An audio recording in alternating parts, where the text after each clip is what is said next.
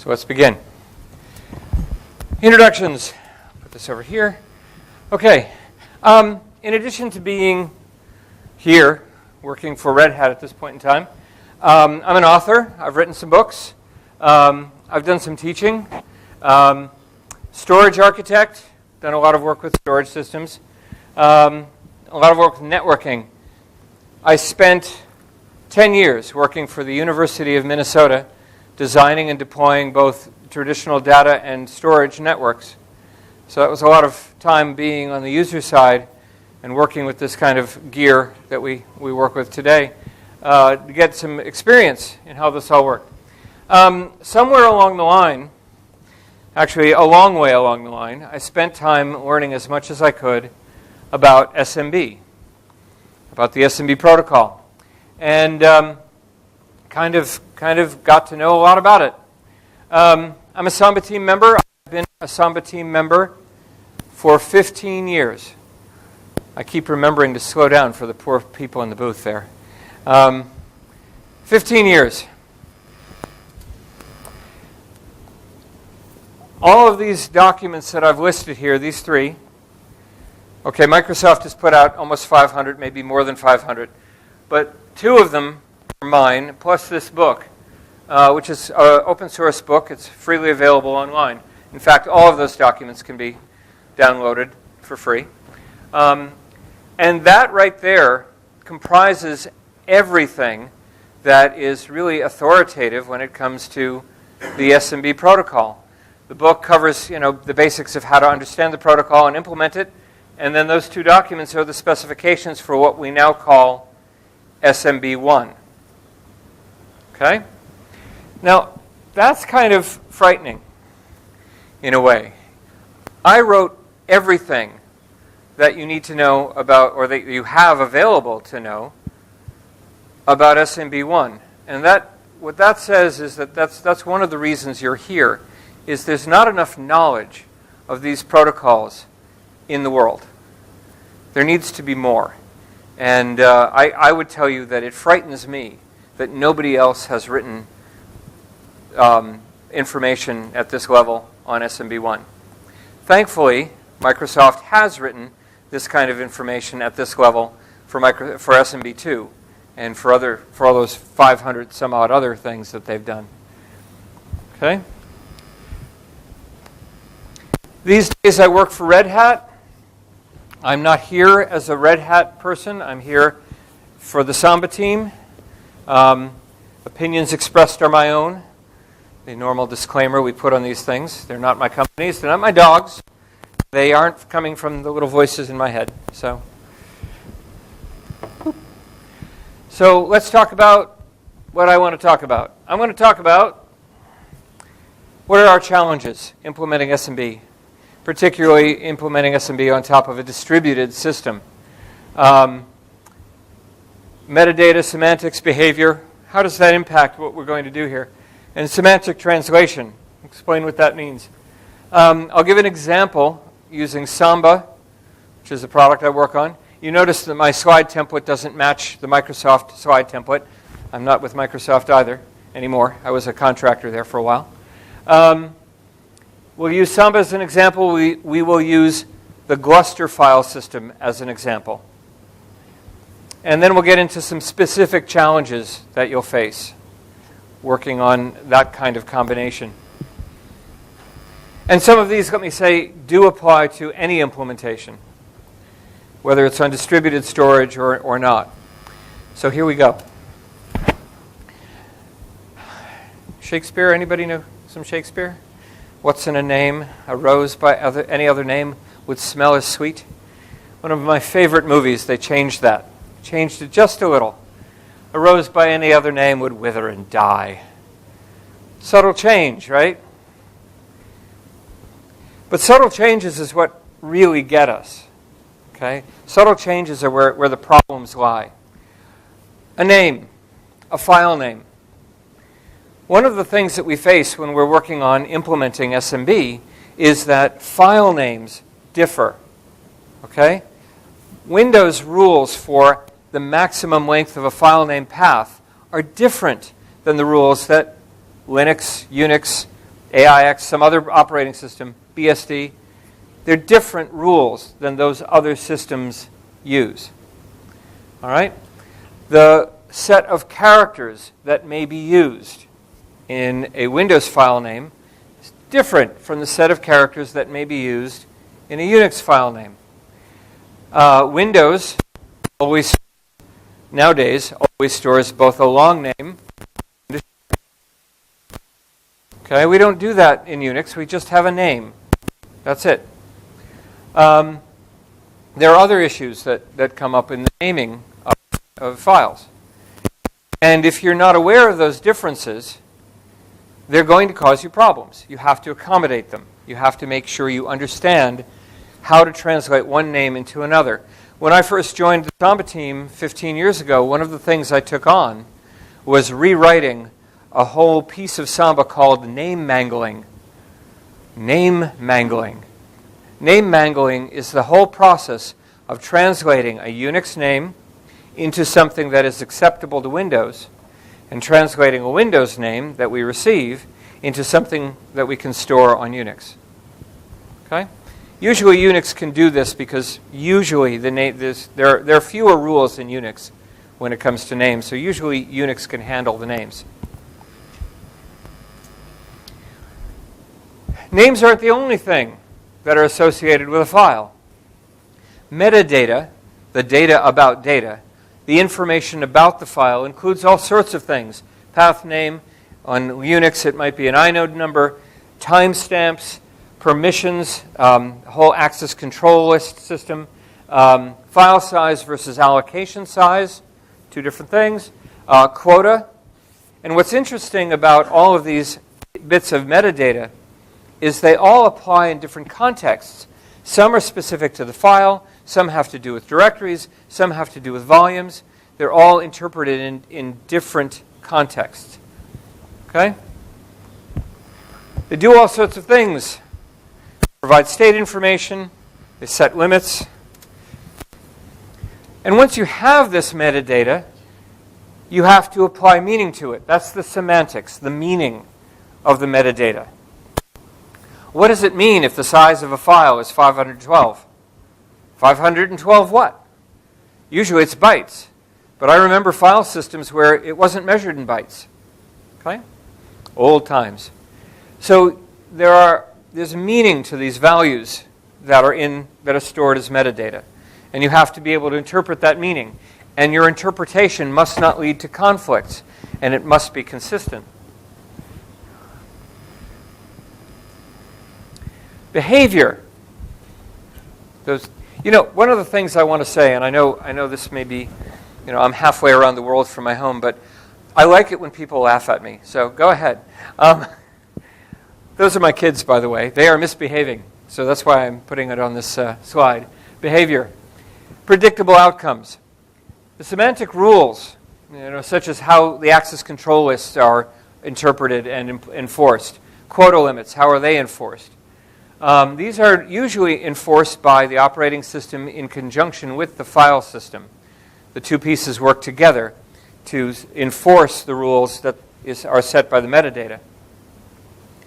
And the actions that they take, the behaviors that you see, are based on the semantics of the metadata, and they must be predictable.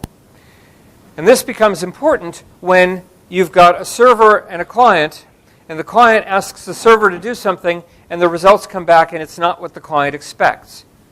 It's not within the set of things the client expects. We're just looking at a little bug in the other room. We had a bug in our server.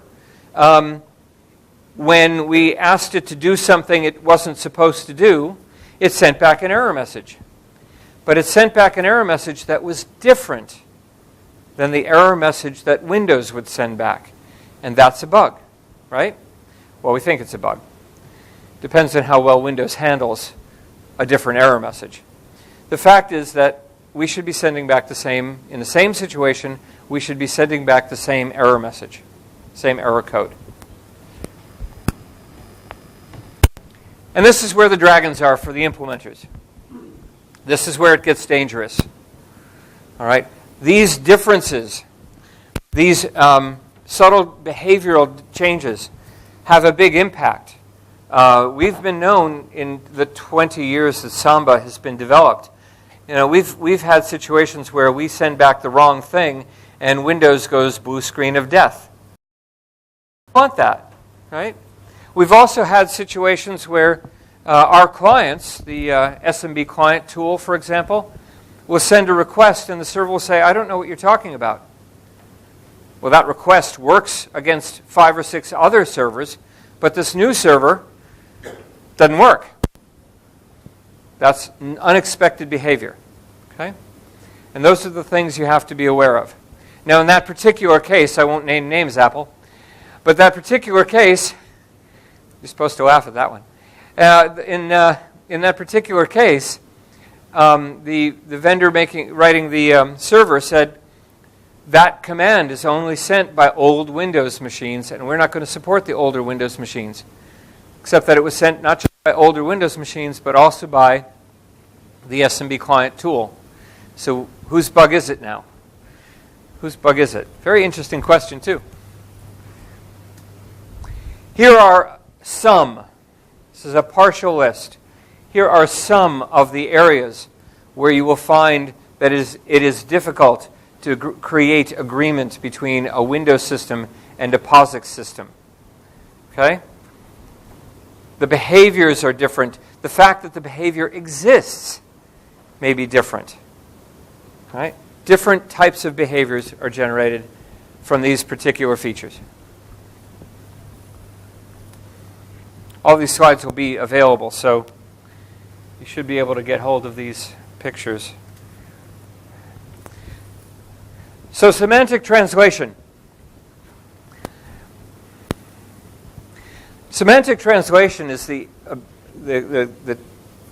general idea of taking one set of behaviors that are expected, one set of semantics from one system, and translating them somehow so they can be managed and handled on another system, and then translating that back so that the answer you send to the original is something the original client can understand. Okay? And the example I'll give is Samba. All right? Most of Samba is a semantic translator. It's a semantic translator engine. It takes the client's expected Windows, the client's, start again. It takes the Windows request the client makes, the Windows semantics from the client, translates them into POSIX, does the job in POSIX, whatever that job is, translate the result back to Windows and sends it back to the client.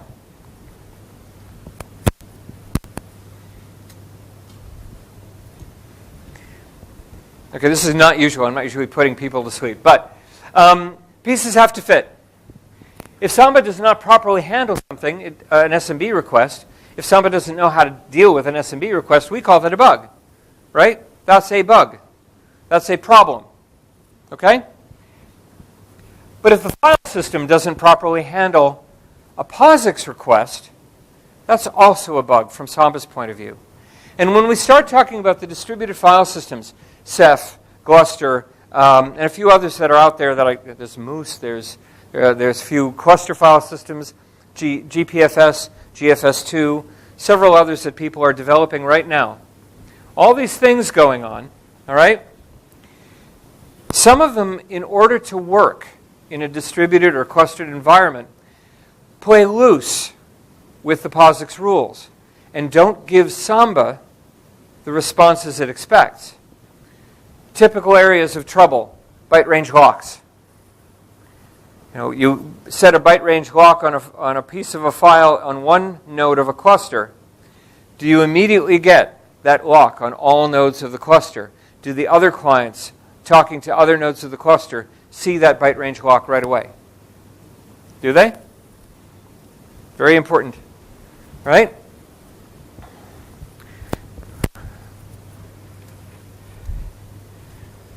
Okay, so the general approach we use in Samba is one of emulation and adaptation. We do both things at once. We use our own internal metadata store in order to emulate and enforce the expected Windows behaviors and metadata, right? We store the metadata, the Windows metadata, and we enforce that metadata. That's the semantics within Samba. We do this all within Samba. And I'll explain how we do that in a moment. Adaptation. In addition to having to take care of the Windows semantics, we also have to play well with the other processes, the other processes that are running on the same server. So let's say there's an NFS server on the same directory. Let's say there's a local process, a program running that's using files in that directory on the local machine. We have to accommodate those, which means we have to play by the POSIX rules. Okay? So we do both. One example that's near and dear to our hearts. My friends in the back going, ah. All right. NTFS ACLs, Windows ACLs, access control lists. An access control list is made up of access control entries. Each entry says, given this ID, here's what they may do or may not do. Okay? We can convert a Windows ACL into a POSIX ACL. We can do that. The problem is it's not a perfect conversion. We lose information in the process. All right? And I see. Oh, is talking to Justin here, and I'll talk about the A-time example too. But the problem is we lose information, which means that when the client sets an ACL on a file, and then comes back a minute later and says, "Show me that ACL," it'll come back different if we just do this. It comes back looking different because things have changed. Move that up a little bit. There we go. Things have changed, right? So the user notices this. This is a problem for the user. So what we do is that we actually take the entire Windows ACL, and in addition to storing it as a POSIX ACL, converting it and storing it that way, we also take the original Windows ACL and we put it into an extended attribute in the file system. If we don't have extended attributes, we can use the database. If we don't have either, we give up. But otherwise, we store the entire Windows ACL in an extended attribute. That way, when Samba gets shut down and a week later it gets brought up, the ACL is still there. It's still part of the file. Okay? And then, when we're running as Samba and the user wants to connect, open a file, right? We first use the POSIX ACL to make sure we're allowed to have it. Otherwise, we'd be breaking the POSIX rules. Then we check the Windows ACL to see if Windows would also allow us to use that file. Actually, the order we do this is the opposite. We do the NT1 first because it's faster. We check that first, then we do the POSIX. In either case, we check both. We check both to enforce the rules of both systems on that file. And this is an interesting problem because what if somebody came along, we're running Samba, somebody sets an ACL, we shut down Samba for a week. While it's shut down, somebody comes along and sets an NFS v4 ACL on the file. NFS has its own ACLs too, just like SMB does. So you can set a different ACL. And that ACL has changed the rules now. All right? You start up again, and the Windows user wouldn't know how to interpret. Well, why can't I access that file? So we have to take the POSIX ACLs, the NFS v4 ACLs, and the Windows NT ACLs. Too many acronyms. Sorry. We have to take all those sets of ACLs and combine them together and give the user the result. This is what it is now. It changed. This is what it is now. All right? And in this case, when we're storing the NT ACLs in a POSIX extended attribute, it's Samba, not the operating system or the file system, that has to enforce the Windows ACLs. Okay? Those are birds. And that's a fish. Officially. Samba on Gluster.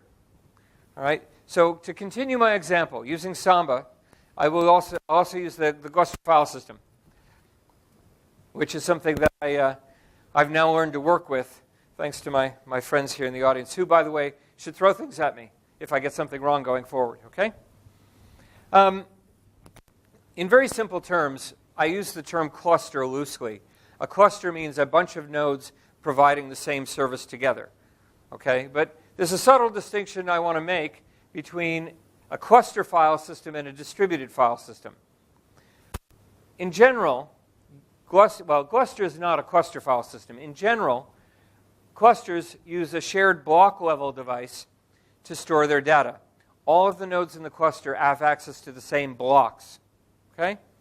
This is a broad generalization, but it gets the idea across. All right?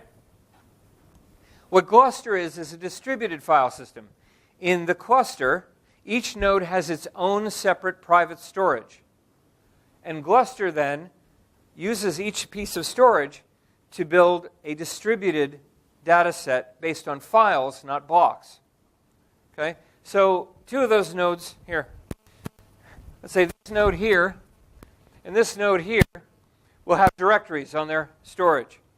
And those directories, we call them bricks. I'll show that in a moment. I've got a slide on that. But those directories, we call them bricks, and we can combine them together to make one volume. And one volume is a virtual directory. It really spans two servers, but it's one directory. Okay? I need one of those remote control mouses. That's what I need. I actually have one, but I didn't think to bring it in here. So Gluster being a distributed file system, we generally have a front-end network, typically a back-end network. Correct me if I'm wrong. Each node provides these bricks. Each brick is really a directory. The bricks are bound together as volumes, and the volumes are distributed and or replicated. That means, I described before, there's one directory, it's really two directories on two disks. The other way we can do it is we can replicate things. Ah, look at that. Right. Now, I'd have to do this. All right, let's see if this works. Woo-hoo. Aha. Ooh. Oh, it does work. Thank you very much. All right. So the volumes can either be distributed or replicated. Replicated means duplicated. They're copied to another volume, and not another volume, pardon me, another disk on another node. That way, if one of the nodes goes down, there's still a live copy of all the data that was there. Okay? So we can do both in Gluster. But then once we put all this together, we then have to make it available to the world, right? So how do we do that? We have a set of what are called access methods. And access methods are quite simply NFS, SMB, fuse, what else? Give me some more. Okay, there's a library, libgf API, and UFO, which is a REST architecture. Yeah, okay. So we have a variety of different ways to get to the data, to read it and write it, depending on the kind of things you want to do. We have a Swift interface. We have OpenStack we can run on top of this. There are a few other things we can do with it. Now let's switch gears and go back to Samba. Samba is built conceptually in layers. It's really a little more complicated than that. But basically, Samba is built in layers. At the top layer, we have to be able to parse the SMB protocol, right? We need to know what the SMB protocol is doing. So we parse that apart. And then we hand it to another layer, which makes sure that the information we're getting is correct and clean and works and makes sense. Okay? Then, once we've got clean, scrubbed, nice data, we pass it to our VFS layer. Within Samba, which runs in user space, within Samba we have a virtual file system layer. And it's basically a set of function calls that have to, you have specified inputs to these function calls, and you have a specified set of outputs. That makes it an API, right? A programmer's interface. And the nice thing about the VFS layer is it can stack. You can build a VFS module, and then you can, put another one on top of it. And then you can put another one on top of it, and another one on top of it, so that when the call comes, it goes to the top level VFS module. If that one doesn't know how to do anything with it, it passes to the next level. Maybe that next level modifies it a bit, passes it to the next level. And eventually, at the bottom of the stack, you get one called the default. VFS layer. The default VFS layer is actually in the Samba code. You can find it. It's in source 3/modules, and it's really called default. And default is a POSIX interface. It expects from the actual file system here, it expects POSIX behaviors. And this is the problem I discussed before. What if your file system doesn't quite do POSIX right? Okay? So what we've done, VFS allows us to adapt Samba to behaviors of underlying file systems because we can now, in a VFS module, we can adapt the behavior of the file system to what we need for SMB. Right? We can work around bugs.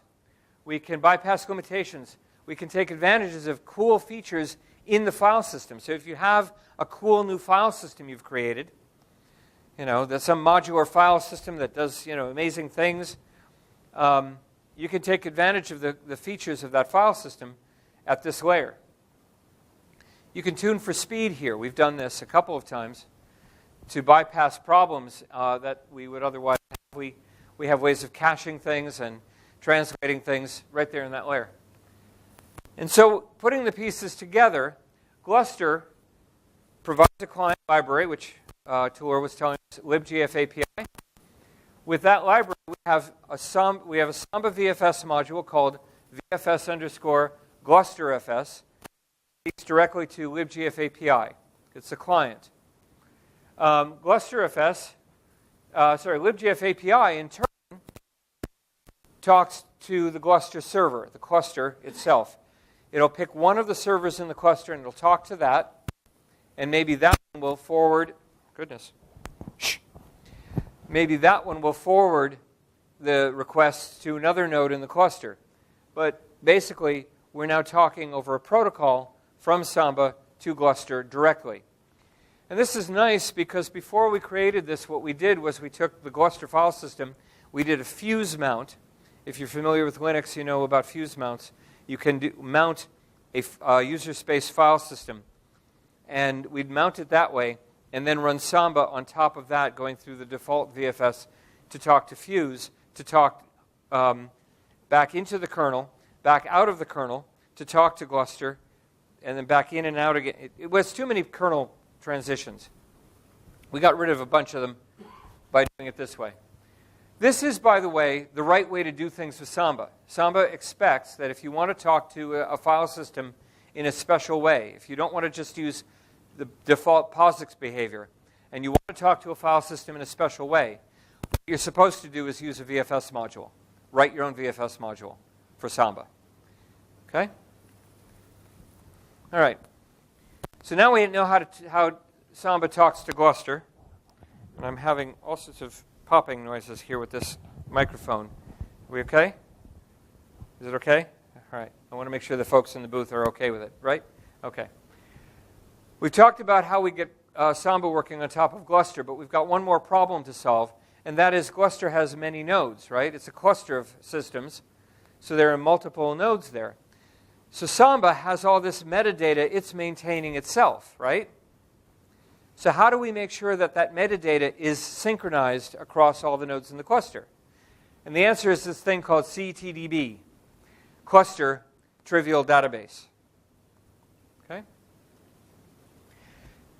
There are three basic services that CTDB offers. CTDB is a part of, it's shipped with Samba. It's an extra piece. You compile it, you tell Samba to use it, and it does. First of all and foremost, the most important part of CTDB is that it is a metadata database.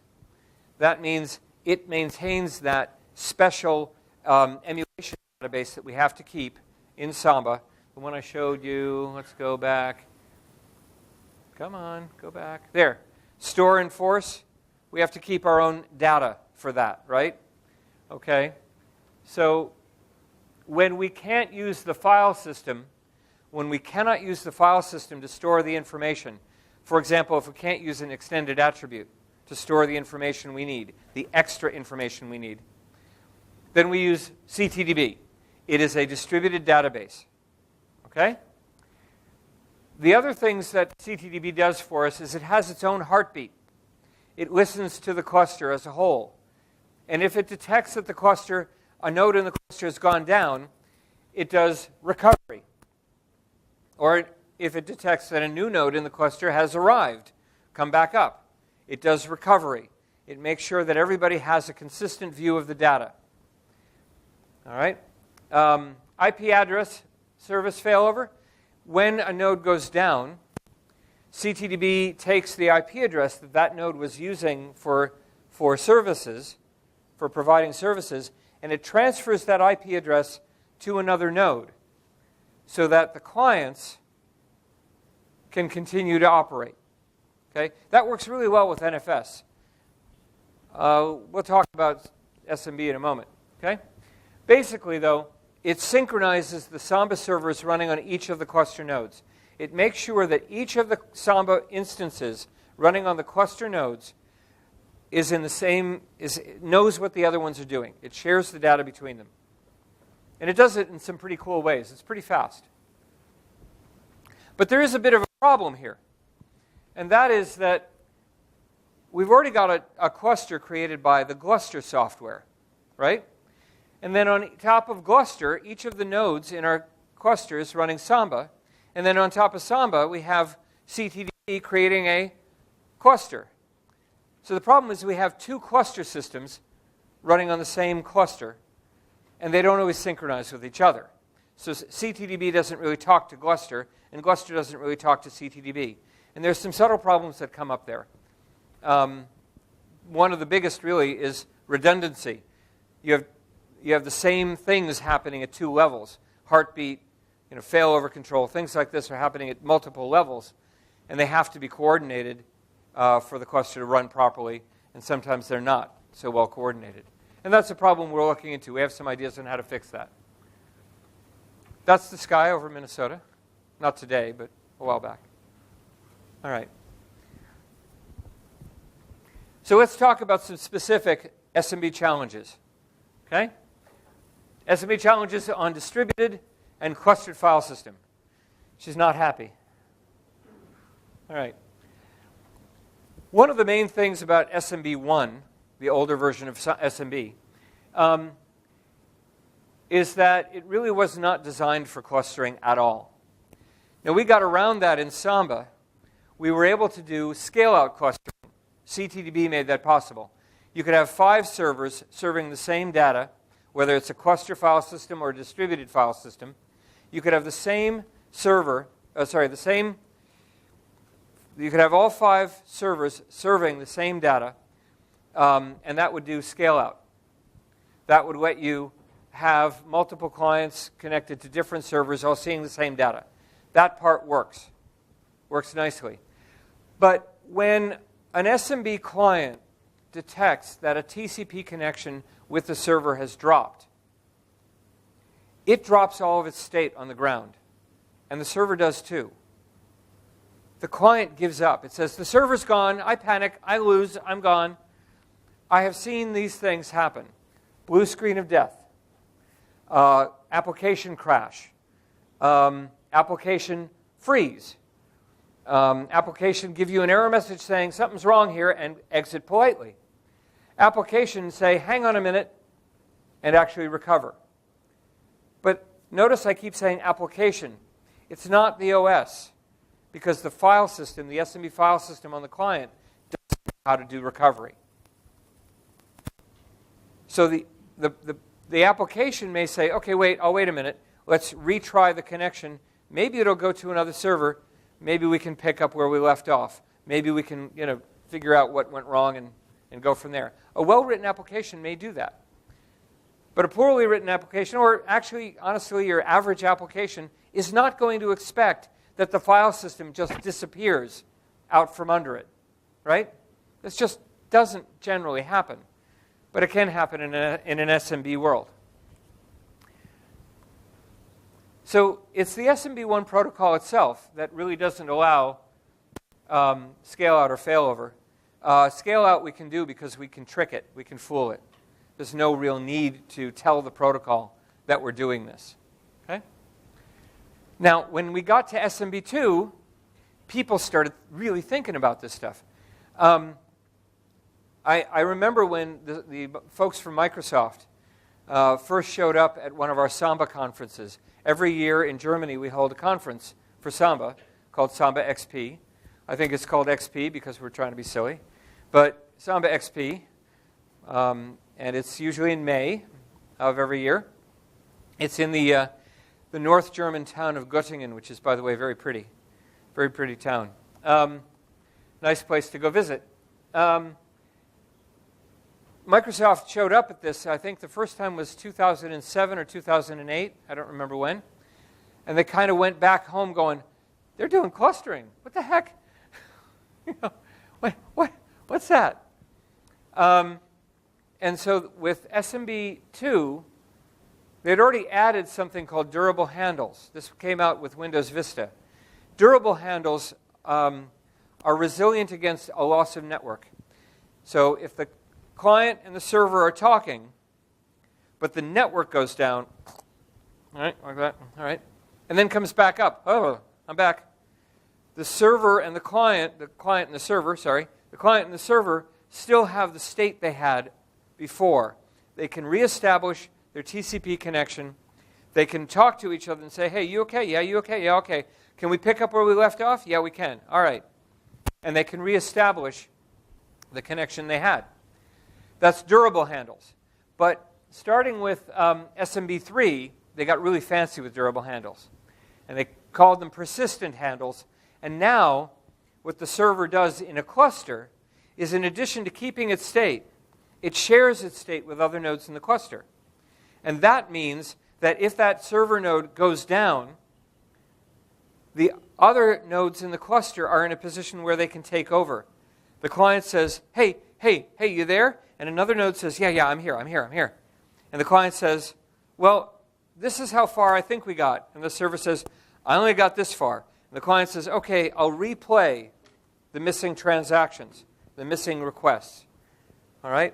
And so there's a moment's delay as the client fails over to a new server, but the server has got enough information, the client has enough information, they can pick up where they left off, they can recover and keep going. And that is the first instance of failover support that we really have in SMB. Okay? The SMB protocol provides that.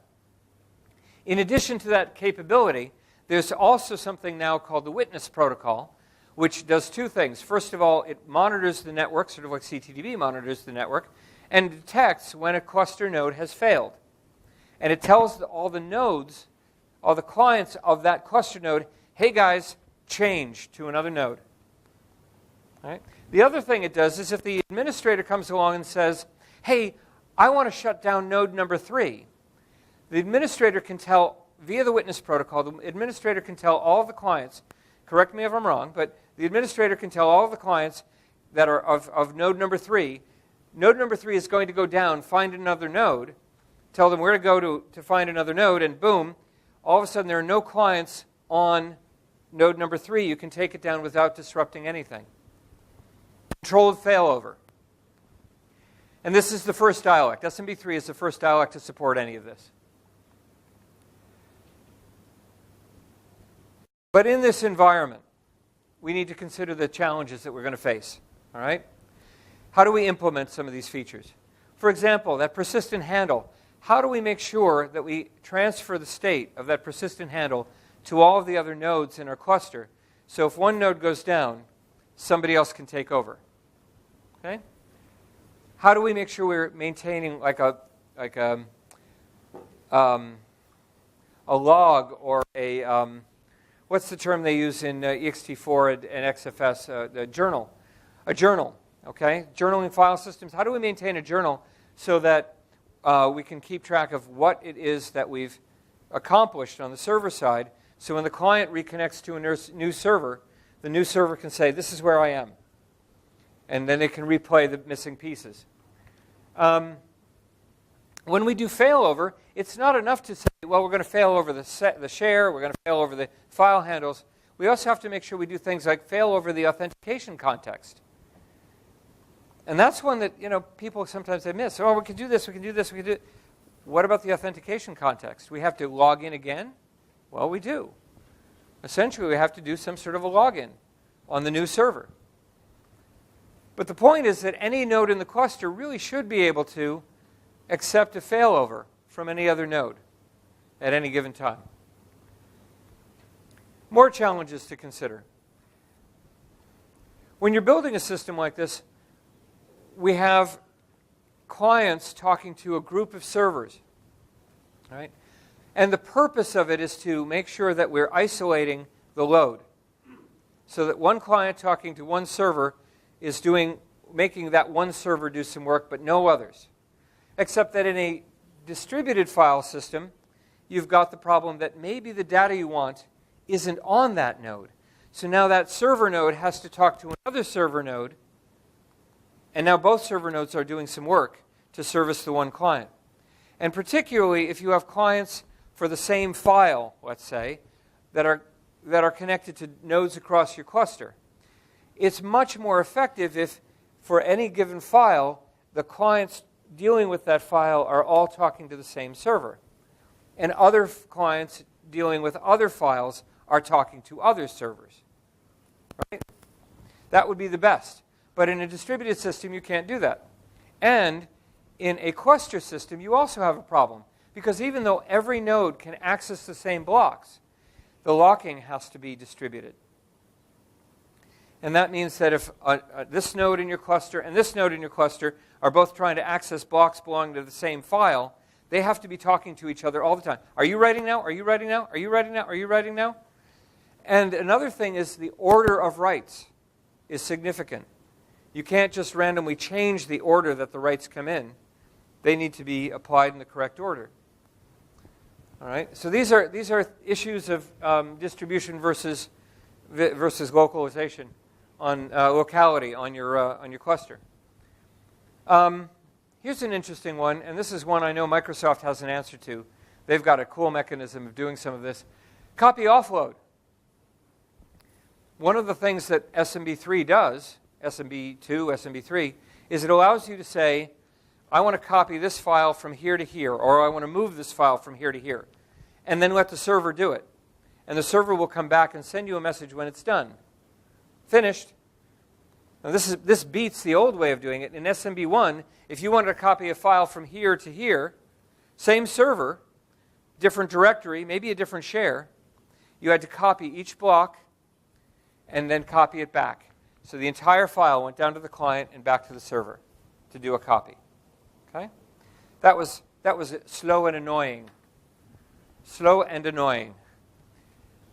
But Windows now supports copy offload, where you tell the server, that file over there, I would like a copy of it in this location over here on the same server. And I think they can now do, Brian, can you now do to another server using backend if it's on the same storage, or is that not yet done?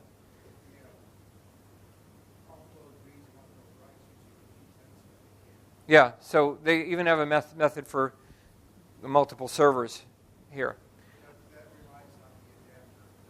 Right. Right. So the intelligent storage has to be able to do the work. So basically, yeah, there's all sorts of things you can do with copy offload. In a cluster environment, how are you going to handle that? How are you going to make sure that you've implemented that correctly so that you have the best ability to make those copies quickly? Locking, I think I mentioned before, op locks and leases, same thing. They have to be cluster-wide. They have to be cluster-wide, except that maybe there are ways to fudge that.